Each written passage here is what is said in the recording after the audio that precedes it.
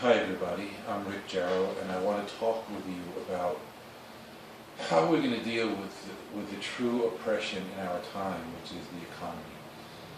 You can talk to me about spirituality, about states of consciousness, about men, women, children, so on and so forth, but everybody I know is caught in the vise of the economy. Even if you have billions of dollars, you're biting your nails to see what the stock market is going to do tomorrow. Most people have submitted to wage slavery and to a lifetime of mindless work and productivity for nothing. And this is supposed to be normalcy. And I want to talk to you today about how this normalcy is inculcated. And here's my evidence. This is less than 1 day of mail. Okay, this mail arrives every day at my mother's house. My mother is 90 years old. She's going to be 90 years old in August, and she's living in a retirement home. She can't really read anymore. And she hears one from the ASPCA, You Can Save the Lives of Helpless Animals. And then we have the March of Dimes, the annual fund. And then the 7 most important advances in women's health.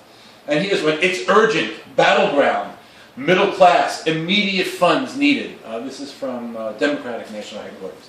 Then we have mail from Oprah, from Robert Redford, from John Kennedy, from Hillary Clinton. And then, this has got to stop. I'm not quite sure what this is. Now, mind you, she can't read any of this, and it's coming in like avalanches a day. Rush for care. Will you give just $10 to help save a child's life? Deadline extended. What's this one? New York State Democratic. I can't imagine if she's a Republican. Oh, 114 Republican survey. There we go. Women's for Women's International. Now, my point is, my beloved mother can no longer read. She can't answer these. She spent a lifetime believing in the system and sending a few dollars here, a few dollars there. But this is a perfect example of how the culture and the economy keeps you enslaved by every day burying people in mountains of chicken shit. This is basically what is going on. The post office lives off of sending this mail because the regular post office is bankrupt. So when you get things in the mail about, saving the seals or enlarging your sexual organs or whatever, the post office is desperately trying to make this happen to stay in business. This idea of chicken shit is chicken shit are things that are not really important, not really central to your life, but they have just enough of a hook to occupy your time and energy. If you took this stuff seriously, you would spend 3 hours a day answering your mail, and you wonder why you can't get your yoga done. You wonder why your meditation is going nowhere. You wonder why life is passing you by because you've been filling out these forms. This is more pernicious than the Roman bread and circuses.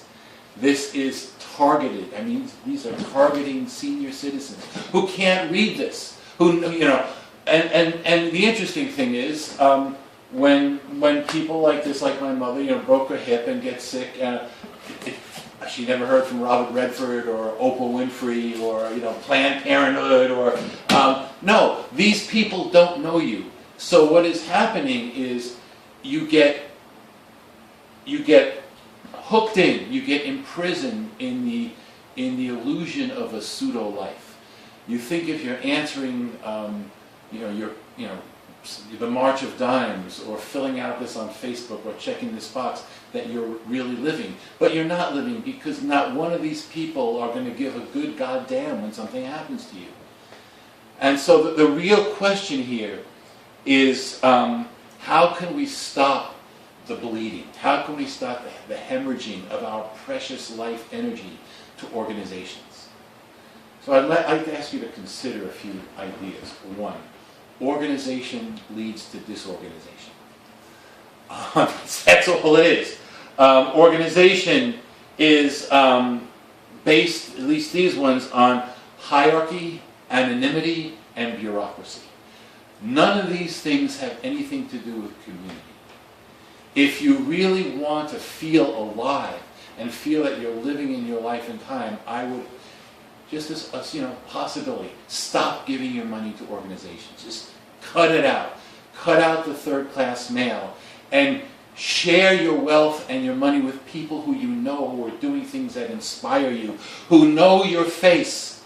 And so when you give, you're receiving, and you're creating an abundance of overflow, which is quite different from profit from anonymous organizations.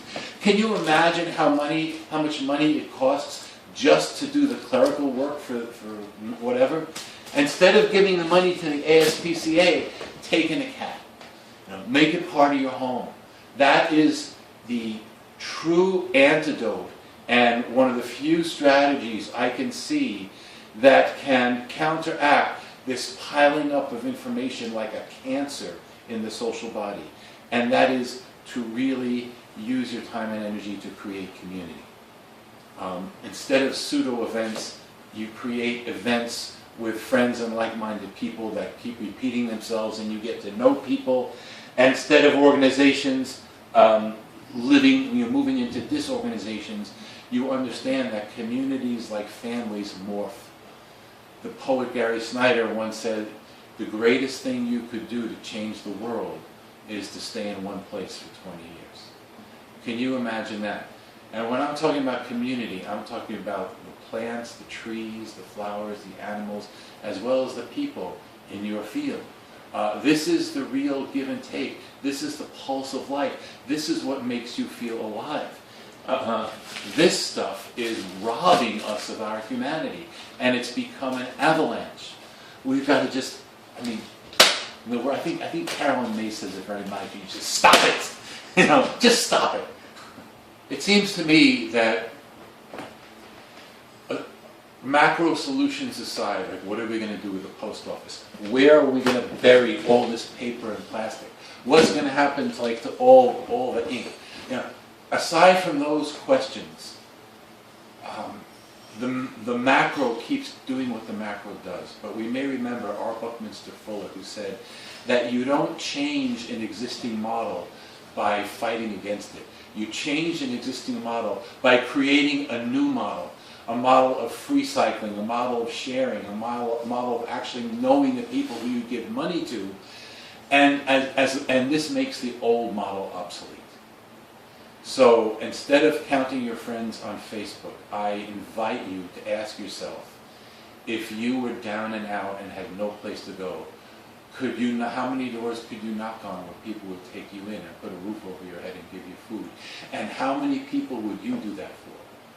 That is the real wealth. That is the real community. And that is the answer to the culture of chicken shit and just robbing people of any semblance of humanity. Thank you.